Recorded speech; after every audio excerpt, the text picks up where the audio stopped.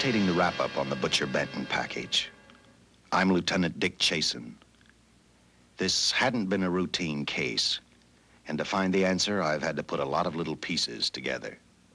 It began on the day most cases can be called closed. It was the day before the butcher was to be executed. He was visited by his attorney, Paul Lowe, in the death house. It was at this first meeting the Butcher Benton case took its first switch. Well, that's it, Butcher. The evidence against you was so strong, the governor turned down your appeal. You're a rotten liar, Lowe. You started railroading me from the beginning of the trial. And now you're still trying to throw me curves. Look, I don't blame you for being edgy, but get this straight. I didn't double-cross you. I never worked harder for a client. You mean you never worked harder for a client to get him sentenced? You were a fool, Butcher. If you hadn't tried to double-cross Squeamy Ellis and Joe Marcelli, they wouldn't have turned state's evidence against you. But you had to get greedy. You wanted to keep the whole $600,000 for yourself. Well, the boys got sore, and I don't blame them. It was all your idea. You planned the whole job. You hired us. When you found out I'd staged the money, you decided it was time for me to die. You got those two crumbs to turn state's evidence on me. You stinking rotten mouthpiece. We both know that isn't true, Butcher. Now, look, what's the sense in not giving me the money? It's not gonna do you any good. Well, I'll have the satisfaction of knowing that none of you three crumbs are gonna spend it. What about Eva? Don't you owe her something? You tell me where the money is, I'll see that she gets your share. I've got a different idea. I'm gonna kill you and Squeamy and Joe. Then I'll take care of Eva myself. You thick-headed ape, you're gonna die tomorrow. Remember what I said. I'm gonna get you, all three of you. Even for you, Butcher, that'd be quite a trick. So long, dead man. Remember what I said. I'm gonna kill you, all three of you.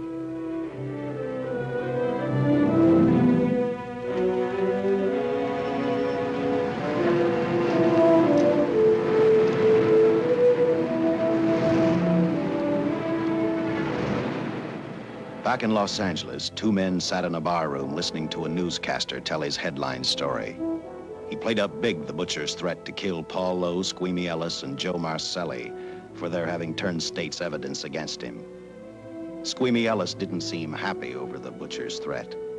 Neither did Joe Marcelli. But they had figured, once a dead man, always a dead man. But this was one time everyone was in for a surprise, including the entire police department.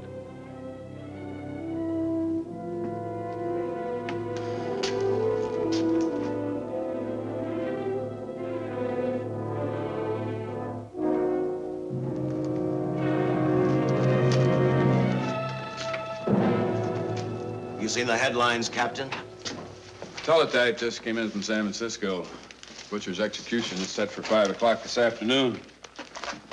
And like the newspapers say, he still refuses to talk about that stolen money. Well, I still have hopes of coming up with something. That's what I dropped by for, Dick. With Butcher's execution, the department's marking it case closed. That means you'll be reassigned. I've spent a whole year trying to break this case. As far as I'm concerned, Butcher's death is just the beginning. Of course, I can't prove it, but I think that Paul Lowe was the top man. And even though I have to keep working on it while off duty, I'm going to get Lowe, Squeamy Ellis, and Joe Marcelli. Okay, Lieutenant. Officially, I've taken you off of the case. Unofficially, I wish you luck.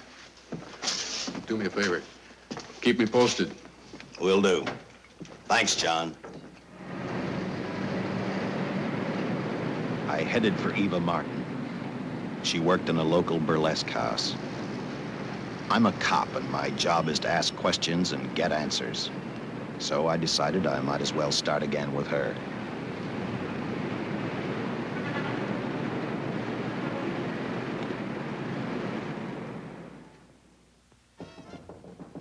Come in. Oh. What do you want? I'd like to talk to you. Talk? You're a cop, aren't you?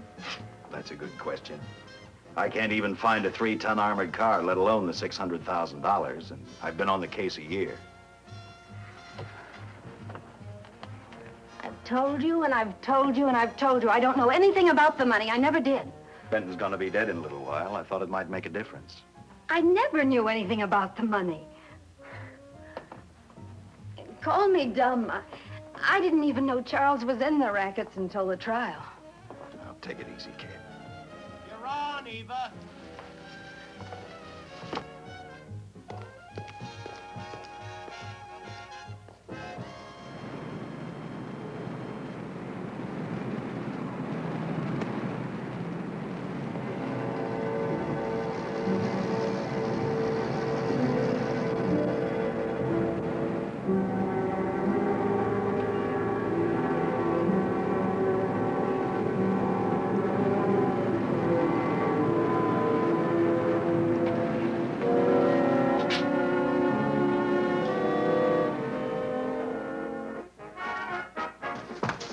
Honey, here's your wrap.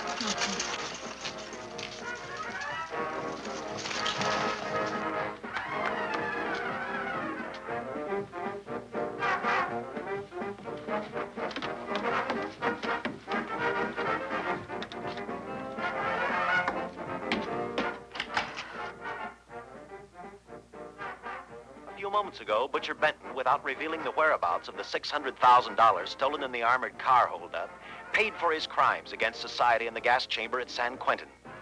Now for a look at the international scene. Today... Come on, baby.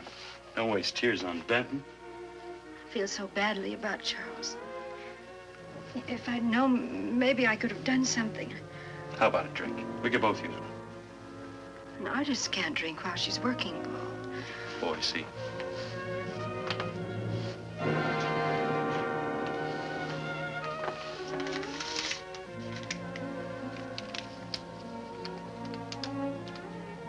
What's that? Well, now what's the matter? It's a message from Charles. He told me to open it if he died. Finale, Eva. All right.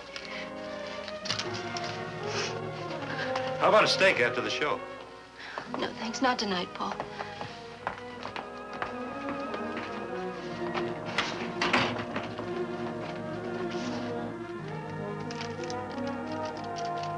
I didn't find out until much later, but Paul Lowe, in opening the letter the butcher had given Eva, found a map outlining a section of the city sewer system. And clearly identified was the spot where the butcher had hidden the stolen payroll. He replaced it with a $50 bill. I guess he figured $50 to gain $600,000 was not a bad day's work.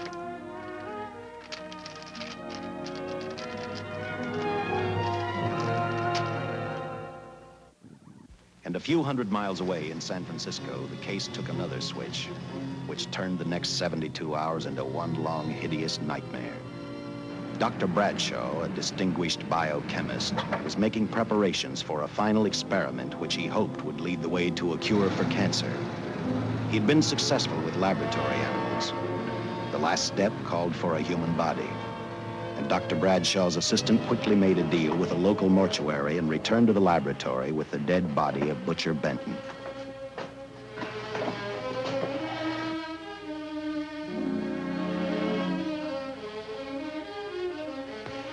You made good time. Well, I didn't waste any. Any trouble? No, I just handed the money over and moved the body into your station wagon. That was that. Good. Get a syringe.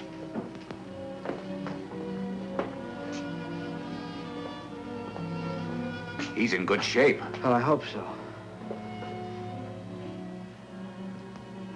We'll get other blood samples later. We'll run this one through fast. Right. Now wheel him into the machine and then raise him. Right.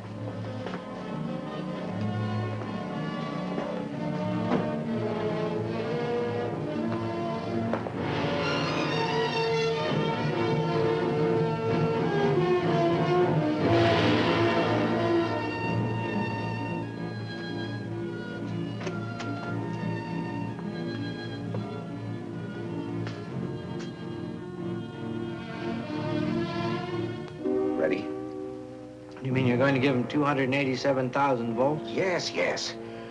I'll get the fluoroscope set. We'll check with that before we start dissecting. Turn off the lights.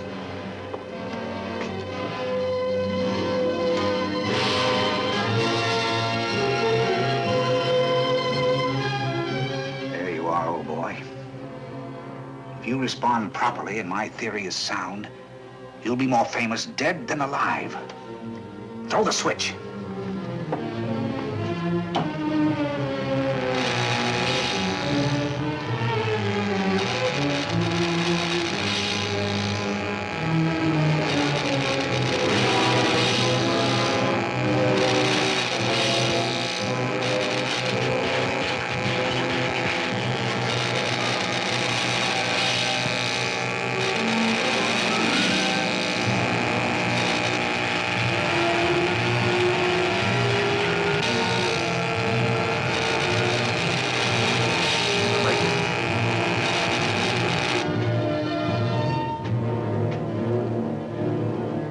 Wait, I thought I saw a pulsation of the heart. You're right. Dr. Bradshaw is beginning to breathe. You've brought this man back to life. No. The heart muscle has simply responded to a terrific electrical shock, that's all. Yes, but it does prove that the cells still function. Dr. Bradshaw, he is alive. A shock reaction, it can't last. His cells are multiplying now, if your theory is right. We could keep that reaction going longer. But it's worth a try. Get the body out.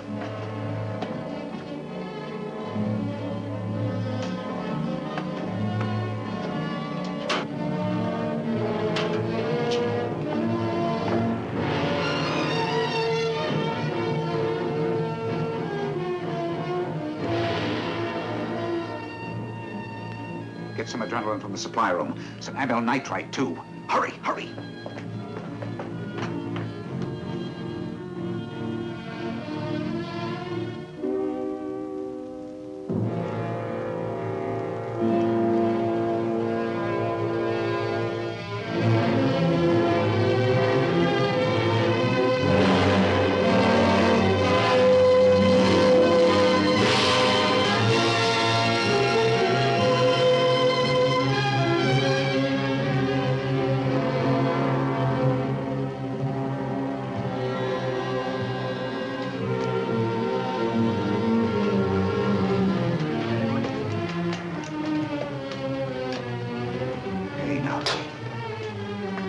Mustn't move. Your heart can't stand the strain.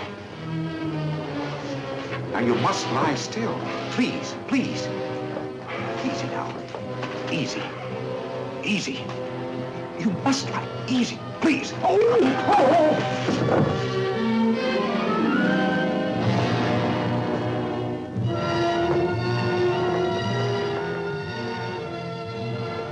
Dr. Bradshaw's experiment had given life back to the butcher.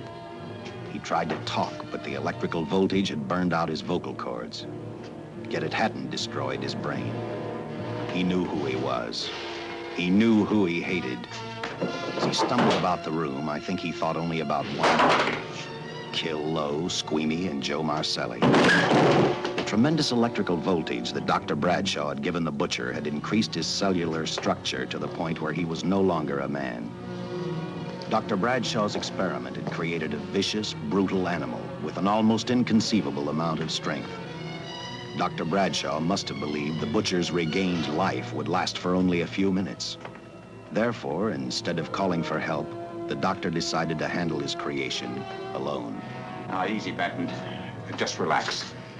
I'm a doctor. I want to try to help you. Do you understand me? You're in my laboratory. The execution was carried out and you were declared dead. I tried an experiment on you and brought you back to life, although I didn't intend that. Now, you've had a great shock. Now come and sit down. Now, be quiet. Now, come and sit down. Take it easy. That's the boy.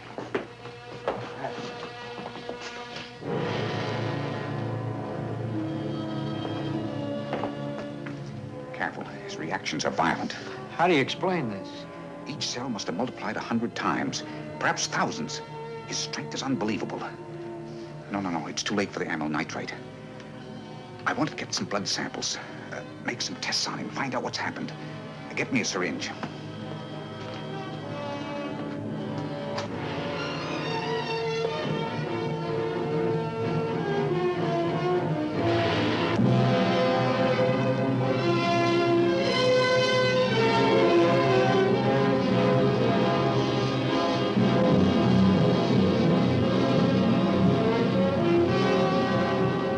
Why won't the needle penetrate the skin? The tissue must be nearly a solid mass of cells. How are we going to get the blood sample? Surgically, perhaps.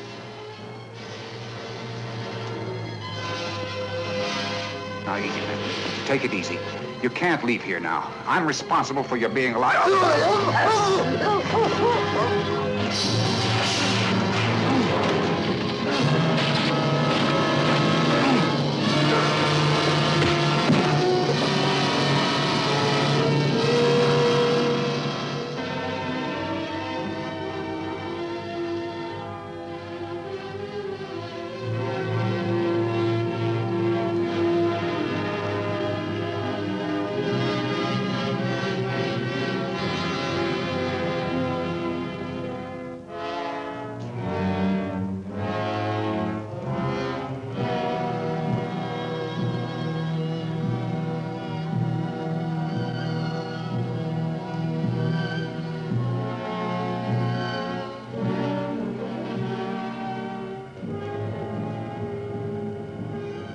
Towards the end of this case, Captain Lauder and I found out the doctor and his assistant had been murdered.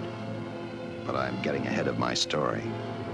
The butcher didn't know how he had been brought back from the dead, and he didn't care. All he knew, he was alive. Then this monster-made man started thinking about Los Angeles.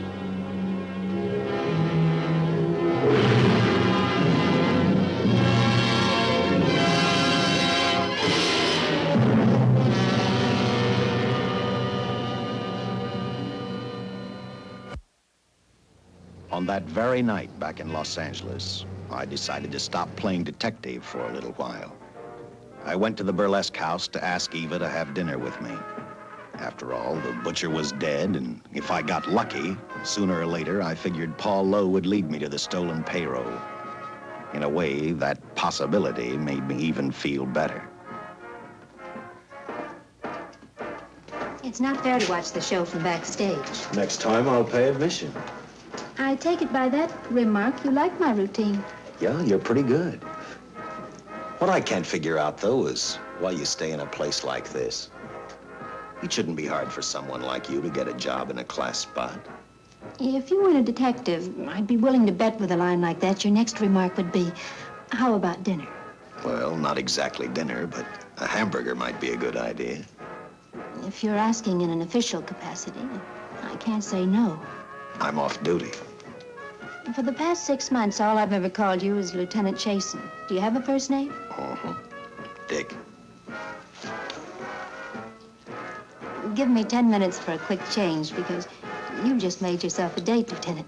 I mean, Dick.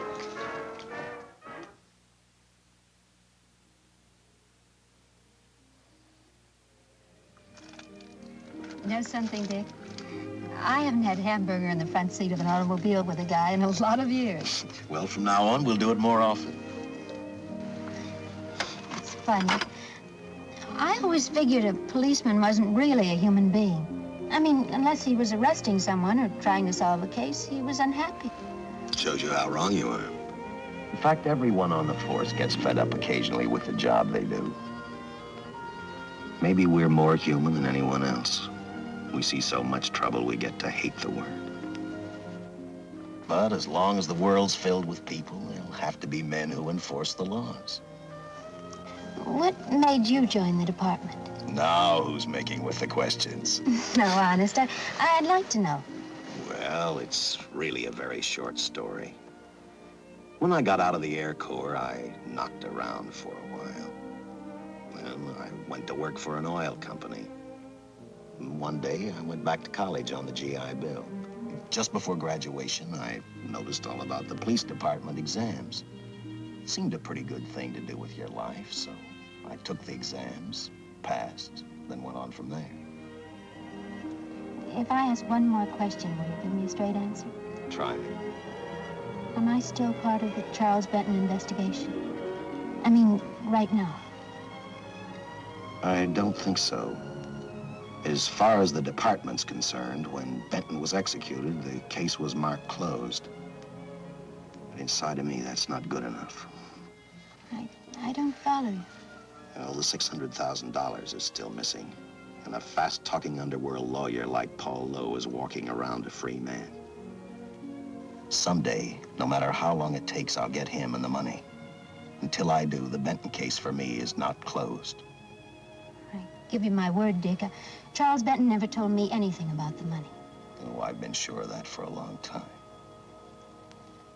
But how did you ever get mixed up with anyone like the butcher? As trouble ever started, it just happened. I had a roommate who used to date Benton all the time. One day she packed and left for Chicago. Benton carried a torch for her, and he used my shoulder to cry on. First thing I knew, we were having dinner together, and a few weeks later, I was labeled by the police as this #1 suspect and Benton's girl. But it was never like that. I made only one mistake. I felt sorry for him. You mean, until he was arrested for the robbery and the killing, you had no idea how he earned a living? I know this is going to sound crazy, but I only went out with Benton a couple of times. And all we ever talked about was Madge, my old roommate. The last time I saw him, he tried to get too friendly, and that's when I told him he had the wrong girl. But like I said, I'd already made my mistake. What about the burlesque house? How do you two fit together? You sound like a lot of other people. I left a small town a couple of years ago because I won a beauty contest, and the first prize was a screen test. Da, da, da, da, da. After which, nothing happened? That's right. Only, it was pretty rough. And then one day I read an ad about girls wanted for a burlesque show. I auditioned and I got the job. You know something? It's like any other job. If you're looking for trouble, you can find it even in a schoolroom. Well, when the screen test didn't work out, though, why didn't you go on home? Well, first you have to have a home to go back to. My folks are dead, so Los Angeles was as good as any place else. I don't know about you, but I do 8 shows a day, and at this hour, I'm bushed. I know what you mean. Mind if I drive you home? No. And I'll tell you something else. I haven't minded anything about tonight. Not even the hamburger. I kept playing tag with Lowe. He made 4 telephone calls. 3 of them didn't interest me, but one did. The one to Joe Marcelli. I watched Joe head for his meeting with Lowe, and for some unknown reason, I began to get the feeling that this case was finally about to explode in my favor. You see what I mean? Well, look at that, will you? I seen him stagger on 2 legs, but he's doing it on 4. Shut up, you flea bag. Well, look who's calling names. At least I ain't a squealer, a stoolie. I warned you before. All right, Harry, that's enough. I'll take care of him. I want to talk to him. Okay, Mr. Lowe. With any future business you've got with this psycho, take care of it upstairs in your office. If he keeps showing around here, sooner or later he's going to get slugged, cripple or no cripple. All right, shut up, Joe. Sit down.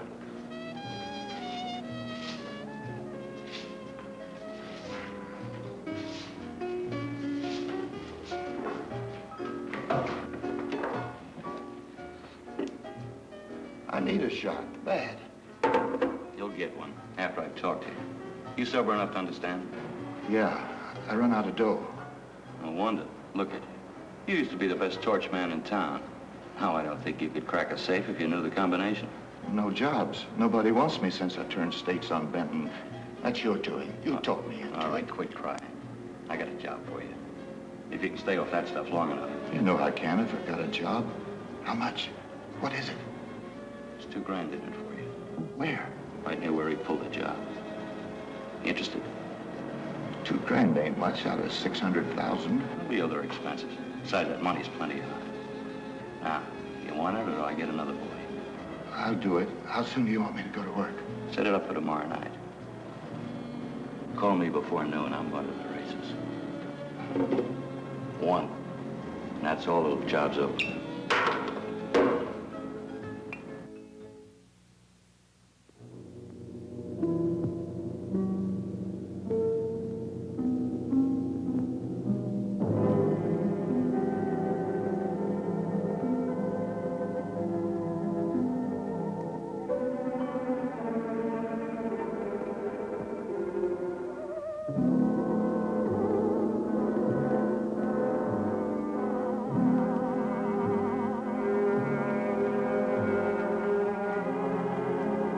The butcher was walking slowly toward Los Angeles.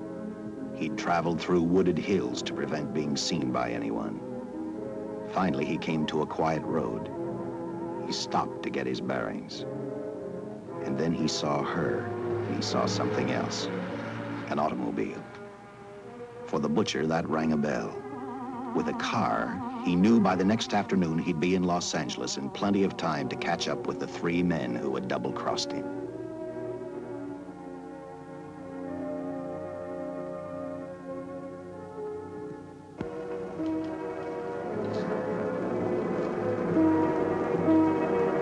Well, see, you're a real gentleman to be helping strangers in distress. I hope you don't mind me using the babe here as bait. Quite a dish, isn't she? But that's what she gets paid for. Bait, that is. Yes, sir. She's a real shaker artist of my outfit. Carnival man myself. Just call me Connie. Yeah. Well, friend, we're in a little bit of difficulty here. Got a flat tire, brand new car, no tools in the back. Why, some of these dealers make my carnival grifters look like babes in the woods.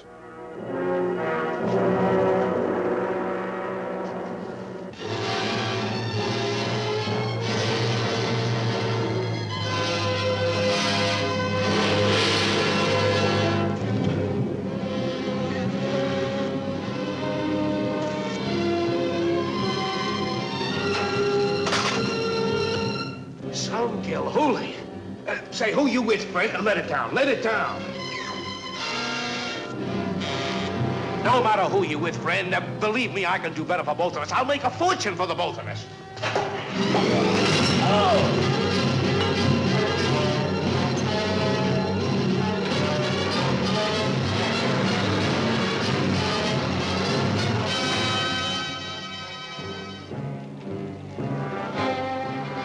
An hour later, the San Francisco Police Department sent out an APB.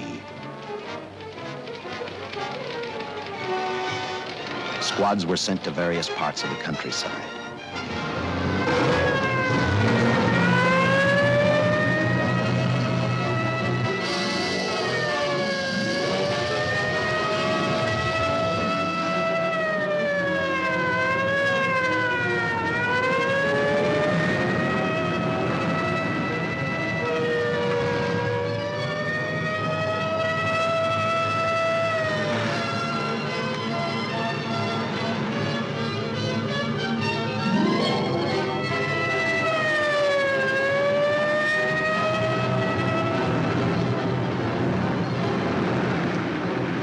Roadblocks were thrown up to catch the cold-blooded killer the hysterical girl had described.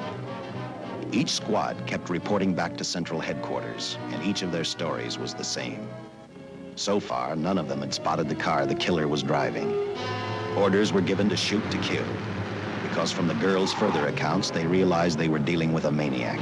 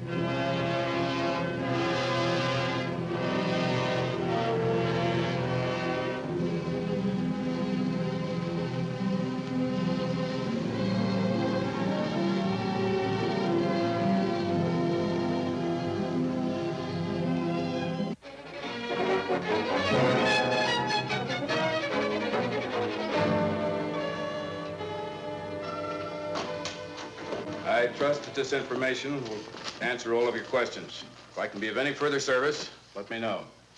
Sincerely, J.I. Louder, Captain Police, L.A. Here's another all points from CHP, Captain.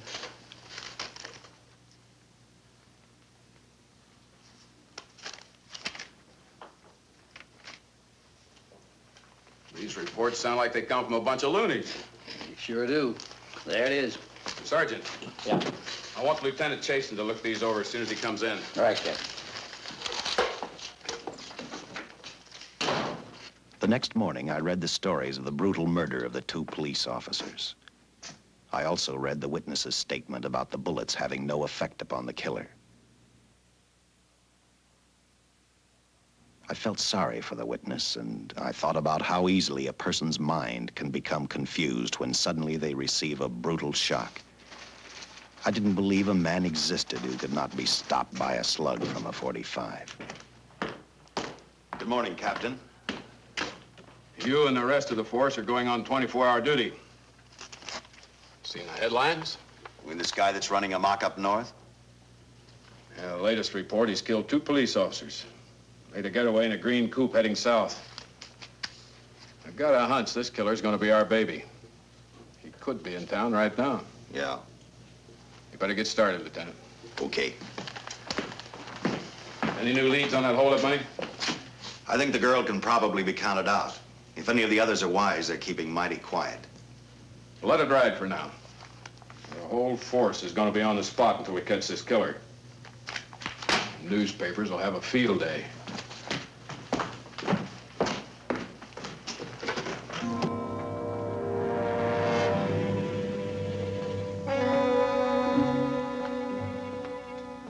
We were wrong about 2 things. The killer was already in our city, and we didn't know he was Butcher Benton. He headed straight for Eva Martin. He went to her dressing room to get back the map he had left in the envelope with her. He wanted first to check his money, then catch up with Lowe and the others.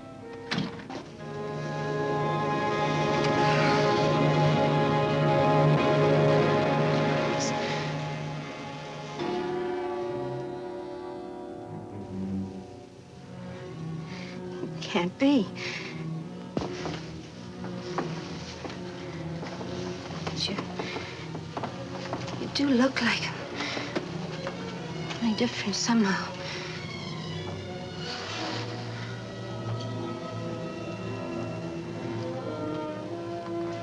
It is you. Why didn't somebody tell me? What's happened, Charles? Those look like bullet holes. Are they?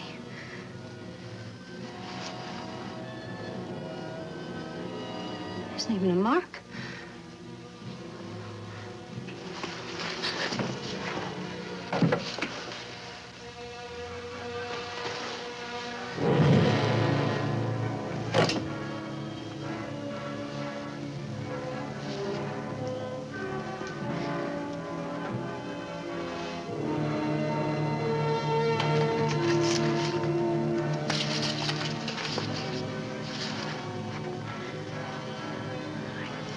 I opened it like you told me, and I found the $50. I didn't know why you left him. Oh, Paul didn't know why he was here.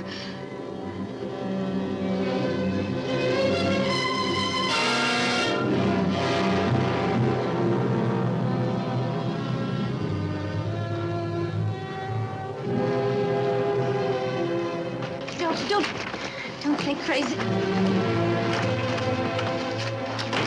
The name of Paul triggered his hate. He left her dressing room and started for Squeamy Ellis and Joe Marcelli's place. Because he knew, with them out of the way, Paul Lowe couldn't open the strong box where the money was hidden. He thought of Squeamy and Joe first. He was saving Paul Lowe for last.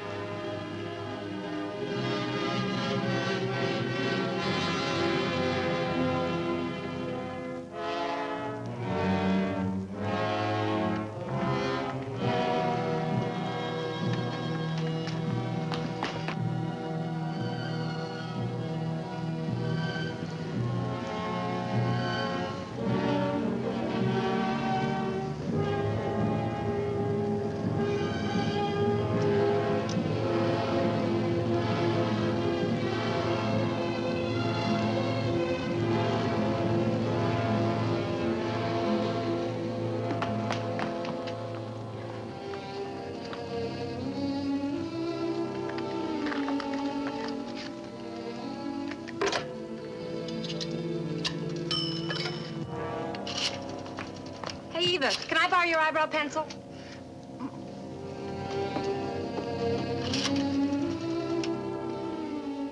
Operator, get me police headquarters. Lieutenant Chasen, please. When do you expect him?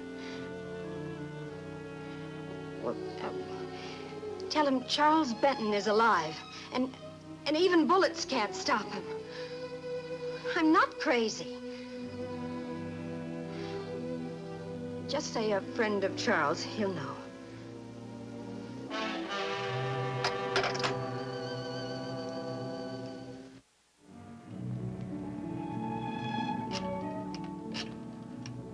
After leaving a message for me, Eva telephoned Squeamy Ellis. She tried to tell him the butcher was alive and on his way over to kill him. Squeamy didn't believe her, and in a way you couldn't blame him. Who in their right mind would believe a man had returned from the dead? What Squeamy actually believed was that the butcher, before his execution, had hired a killer to carry out his threat.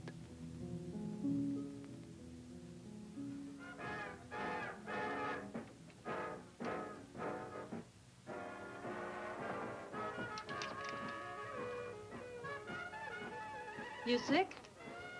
What? You don't look so good to me. 10 minutes, Eva. All right. Say, Eva, I could take over the matinee trick for you. What? It's easy. Look, Eva, I can do it. Scabba-doo-doo-doo. Oh, Francine, I just thought of something. Yeah? Eva agreed to let Francine do the show. She hoped she'd be able to interrupt the butcher before he arrived at Squeamy's hotel. Or, failing that, at least be able to warn him to stay out of sight.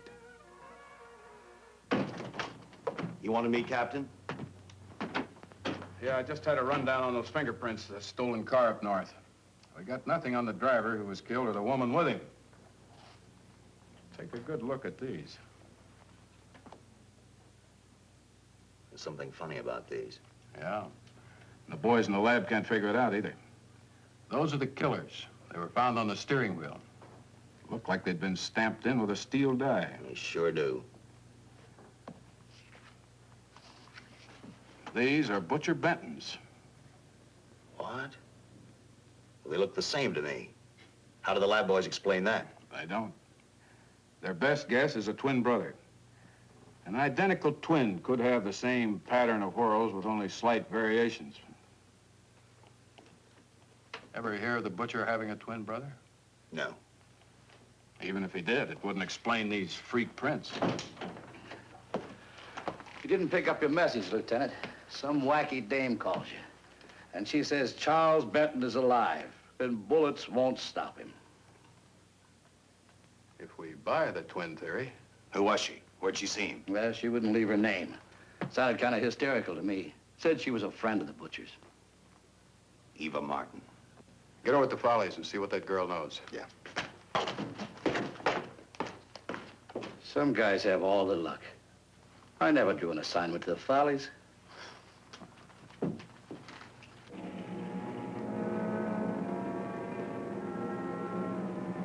Meanwhile, the butcher headed for Squeamy's hotel.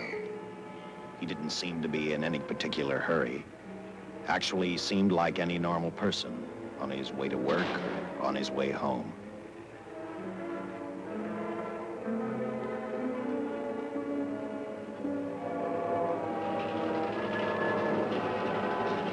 He rode up Angel's Flight, arrived at the top, scanned the hotel building, and then noticed the only exit from Squeamy's apartment, a fire escape.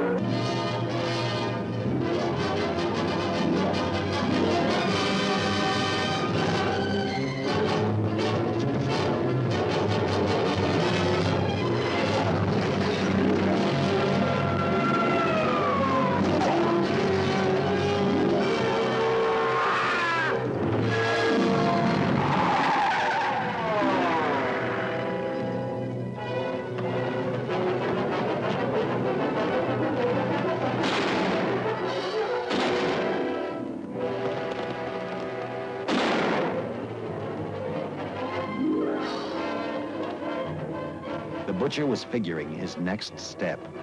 And as he looked at the dead cop, he thought about Paul Lowe, the next man on his list. Seen Joe Marcelli? Not since last night when I told him I didn't want him around here no more. Give me a shot.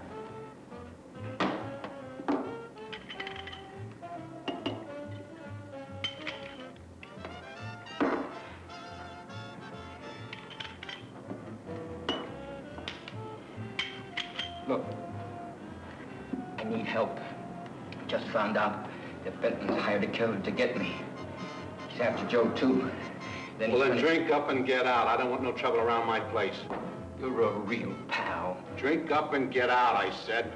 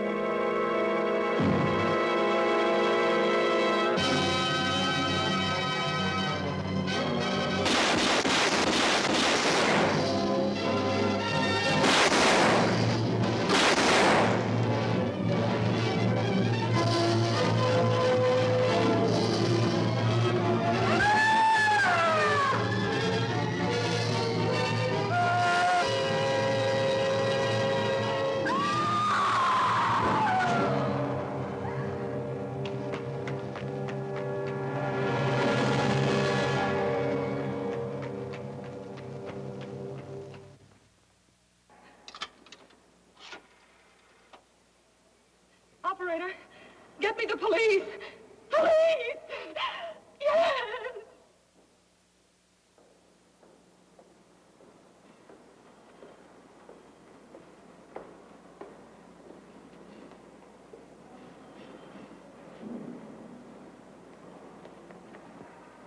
What's happened? A guy named Squeamy got thrown from the 5th floor. He's deader than a mackerel. Customer of mine. You mean Squeamy Ellis? Yeah, that's it. Just Squeamy. No one else was killed. Ain't one enough?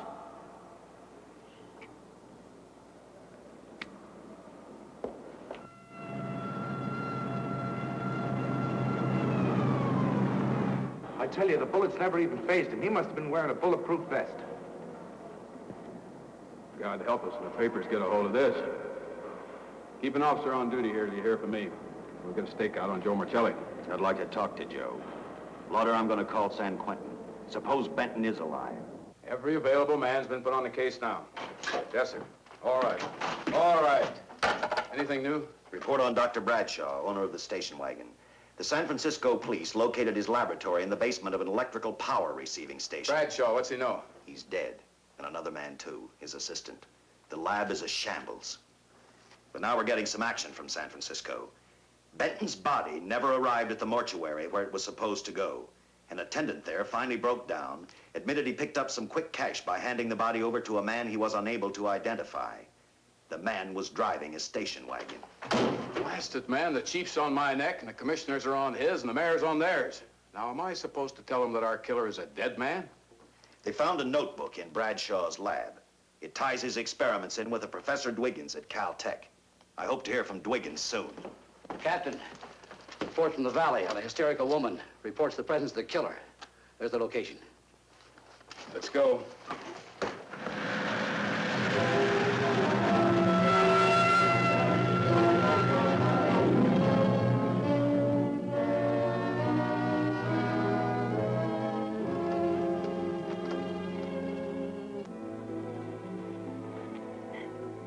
You and your boyfriend had a little fight, and he got out of the car to take a walk. You noticed that he walked down toward the sump area in the direction where you'd seen those lights a short while before. What happened then, miss? Please try to tell us. Well, I just sat there a few minutes, I guess. I was pretty mad. Then there was a loud crash, like heavy metal, sort of, from down here. I got out of the car to get a better look. I heard Jimmy cry out something. I couldn't make out the words. Then down here, in a patch of light, was Jimmy. And coming toward him was this man. Big man. Lifted Jimmy up over his head like he didn't weigh a thing. Jimmy screamed. Just once, before he broke Jimmy's back. I heard it snap, not far away. Then I started running till I found this house. They let me use the phone. Thank you, mate. We'll see that you get home right now. O'Malley, see that the young lady gets home all right. Paul Lowe, while driving to his office, heard a radio commentator report the murder of Joe Marcelli. And what shocked him most was when the broadcast identified the killer as possibly being the butcher.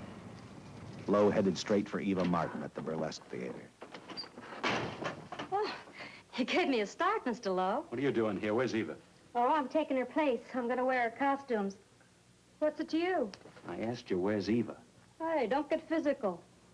Well, watch your tone of voice, Buster. I told you. Little Eva isn't here. I could see that for myself. Where is she?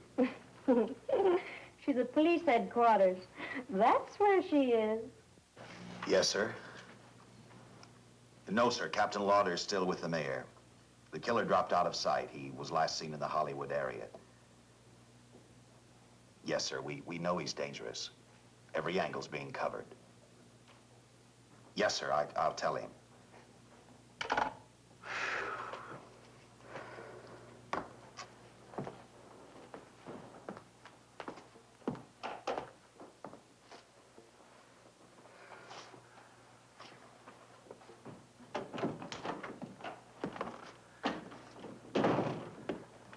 Here, see how these fit. Low heels. I'm sorry. It's the best our wardrobe department can afford. Any idea how soon the captain will be back? Now, look, I'm going to see the captain if I have to wait here all night. Paul. Paul, Charles killed Squeamy and Joe. Joe, too? Benton? He's alive. I saw him, but nobody will believe me. I'm checking it. My guess is whoever killed them is on the trail of the money, Lowe. Now, maybe you better start talking if you know anything about it. I don't know anything. Did the butcher have a brother? No brother. It was Charles. I saw the tattoo on his arm. Look, I demand police protection. Where's the money, Lowe? You heard me. I demand protection. I know my rights. We put stakeouts on your office and home. Well, that's not enough. It's enough as far as we're concerned.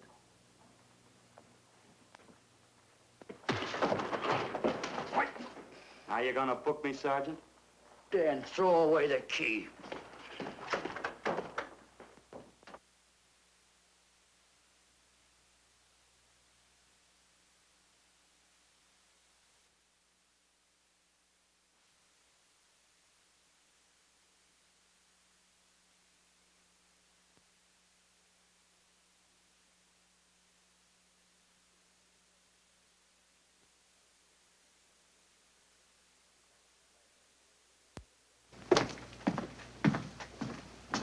Thank you.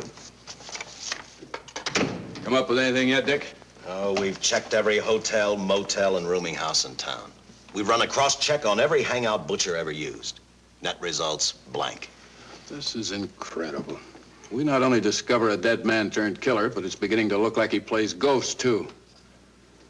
He's somewhere in this city, and if we have to take it apart brick by brick, we've got to get him. I may be way off, but I think Paul Lowe could tell us a lot. Maybe, but it's a cinch he's not going to. Well, suppose he had no alternative. You better grab some coffee. Your mind's beginning to play tricks on you. No, now, wait a minute. When Lowe came to us for police protection, it was because he was scared stiff the Butcher would add him to the list of Squeamy Ellis and Joe Marcelli. Go on. It figures, too. When he slugged the sergeant, he knew we'd book him right away. Oh, this Lowe's a pretty cute character. But we can play the same game. You mean we'll threaten to release him? Well, not exactly. You tell him you realize that he was excited, that throwing the punch was accidental. Tell him we're not going to make a charge, that he's completely released. Lieutenant, you know we can't do that. Lowell made his first mistake when he hit the sergeant, and that'll get him a year. As far as the department's concerned, at least it's a small victory. If my hunch is right, Lowe won't want to be on the streets with the Butcher looking for him. And he may talk, and talk a lot. Enough maybe for us to get rid of him permanently. Even lead us to the Butcher. If he's frightened enough, that might work. But if it doesn't... No, Dick, I'm not going to release him. I want him out of my way so bad I can taste it, but not bad enough to be responsible for getting him killed. The good thing about that, Captain, is the fact we know it, but Lowe doesn't. Let's give it a try. All right, Lowe. Come on out. I think you'll find everything in there. You're free to go, Mr. Lowell. Wait a minute. Who do you think you're kidding? You arrested me for assaulting an officer. Court, I'll plead guilty. With luck, I might get off with 6 months. For a lawyer, you're forgetting a very important point. If no charge is made, there's no trial. It was a tough day for everyone. We figured your nerves were on edge, and when you threw the punch, you didn't know what you were doing. I've squared everything with the sergeant. It's all over, all forgotten. Yeah? Why'd you bring a stenographer? Simply because I wanted a record of our conversation at the time of your release. Okay, Lowell, let's go. Oh, wait a minute. Once out on those streets and I'm a dead man. You let me go, you'll be responsible for murder. Oh, come off it, Lowe. You're imagining things. You know the Butcher threatened to kill me. You set me free, he'll do it. Well, that's just a risk we'll have to take. But the way I look at it, Mr. Lowell, you'll be okay. Look, Captain, I'll make a deal with you. You keep me here, and I'll tell you how to recover the money. Maybe even catch the Butcher. No deals, Lowell. You'd probably tell us anything just to stall for time. Come on, let's get out of here. Now, wait a minute. All right. I'll tell you the truth. Start taking this down.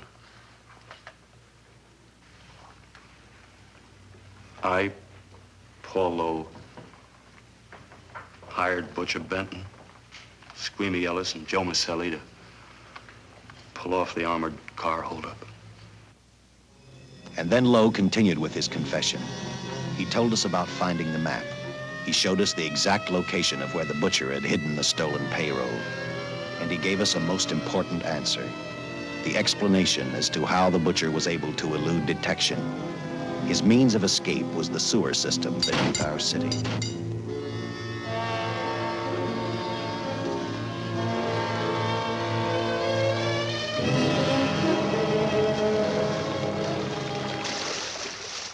The The department went to work fast. Every police squad in the city was detailed to cover a specific area. Every entrance and exit to the Los Angeles city sewer system of 700 miles was covered. Captain Lauder and I, along with several other squads, headed for the entrance where, according to the map, Butcher had hidden the money. Our job was to stop him, and that made me think of one specific question. When we found him, could this monster be stopped? I, for one, wasn't sure.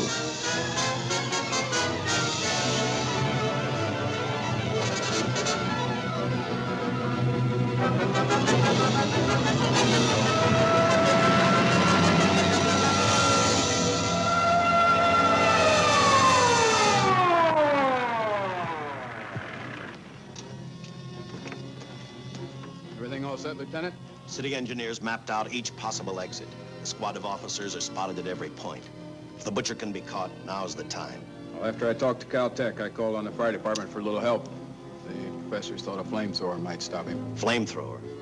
I suppose their boys have had a chance to join our squads by now. See, we have one with us here. Have you thought about what'll happen if this doesn't work? No. I've been praying too hard that it will work.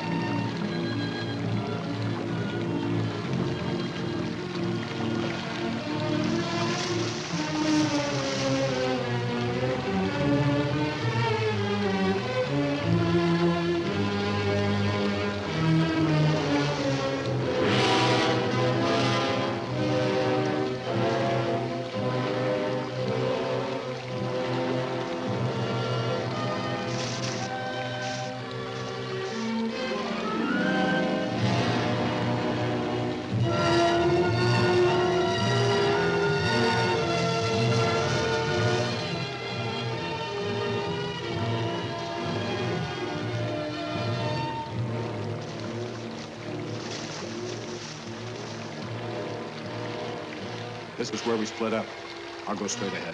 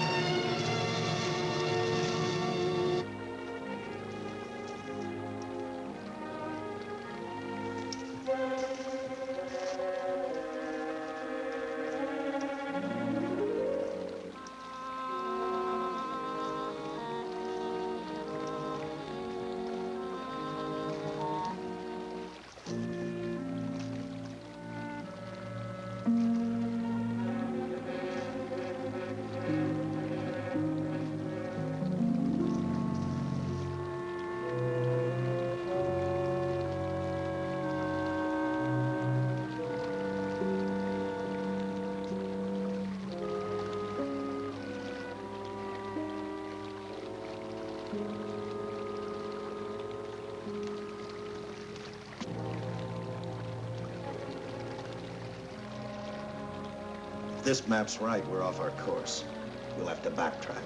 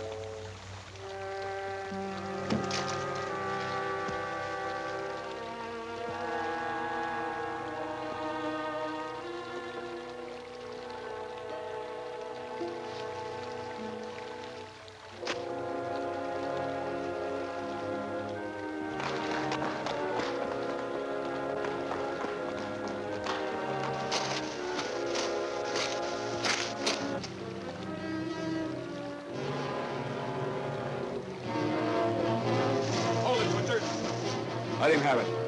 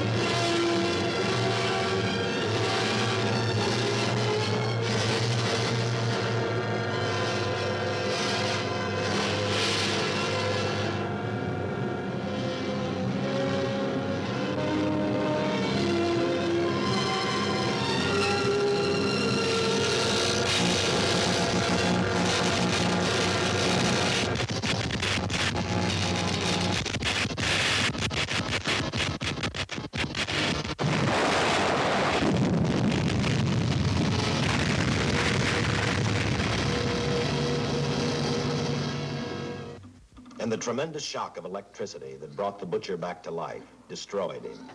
The $600,000 stolen in the armored truck robbery has been recovered. Case closed. Well, here are the scientist's comments for your records. I had to fill in a few spots with my own guesses, but I guess that's about the size of it. Did you get any sleep? Oh, some. Not much. How's the girl today? Well, I called the hospital about an hour ago. She'd gone. Gone? Where? Well, she told him she was a working girl and that she'd been away from the job too long already. Quite a girl. Yeah. Say, how about that time off I've got coming? 48 hours, beginning right now. Get some rest, Dick.